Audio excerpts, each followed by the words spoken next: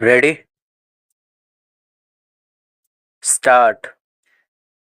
It was further pointed out that even though the petitioner was advised to improve interpersonal relationship and teamwork skills, her overall assessment was evaluated as very good. The next component of the writ petition is devoted to the allegations leveled against respondent number 3, Justice A. It is asserted that on 8 September 2011, the wife of the Chief Judicial Magistrate of X called the petitioner on her landline.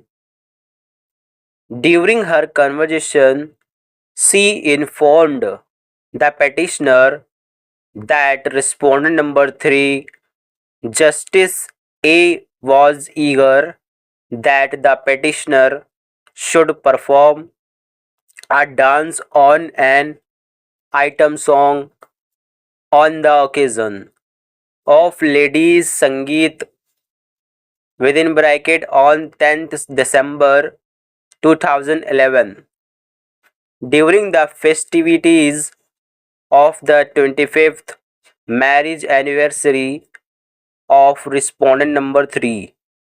It is also the assertion of the petitioner that she politically refused the invitation by giving out that she had prior commitments for that day.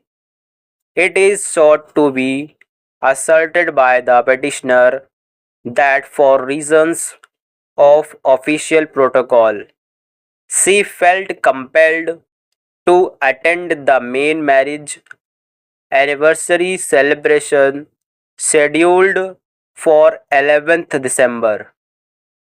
It is pointed out that she ventured to do so in the company of her two daughters. It is alleged by the petitioner that on 11th December 2011, respondent number 3, Justice A, came close to her and whispered in her ear that she missed the opportunity of viewing her secretary and beautiful figure dancing on the floor. It is the petitioner assertion that respondent number 3 also told the petitioner that he wished she could see her dancing.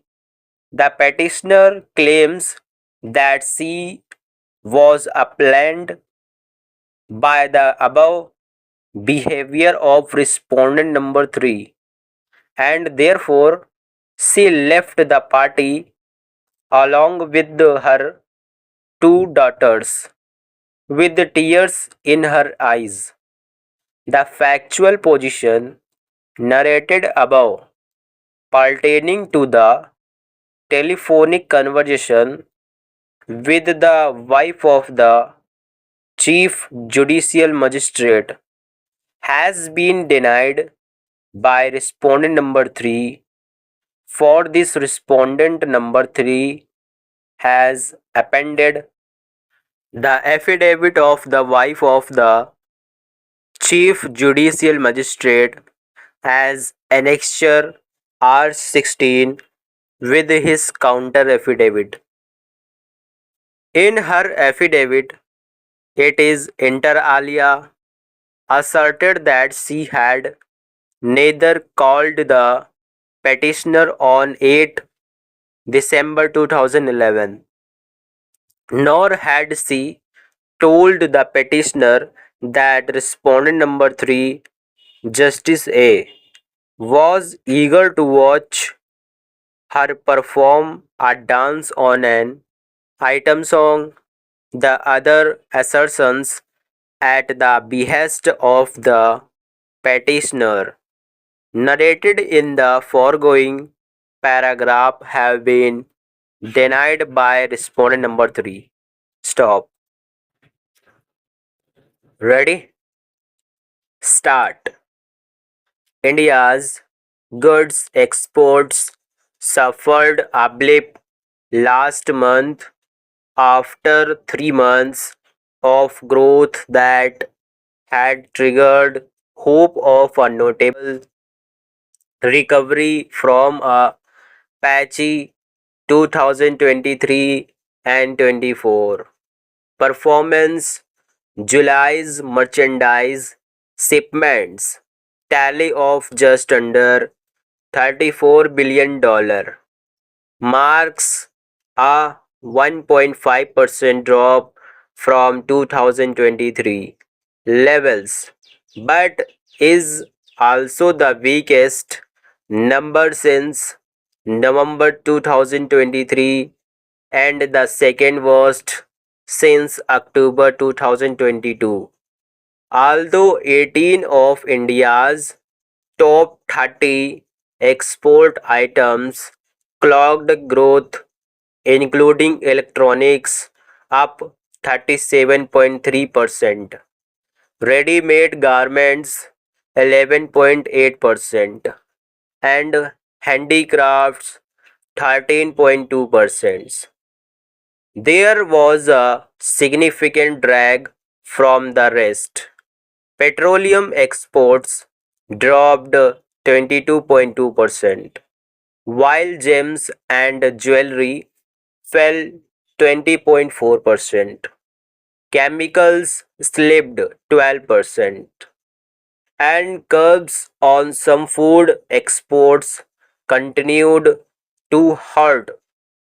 This was accompanied by a tangible 7.5% rise in the import bill, followed by a 17.4% surge in petroleum imports and a significant rise in consumer demand driven non-oil, non-gold imports such as electronics, pulses and vegetable oils.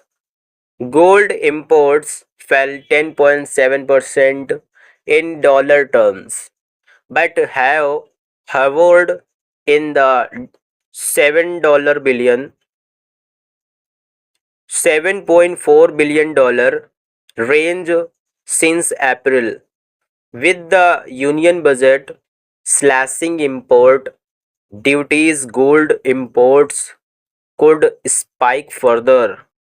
Moreover, silver imports that have been rising exponentially, mainly due to concessional duties offered under a trade pact with the UAE, shot up almost 440% in July and are almost 202% higher in the first 4 months of 2024 and 25. Stop.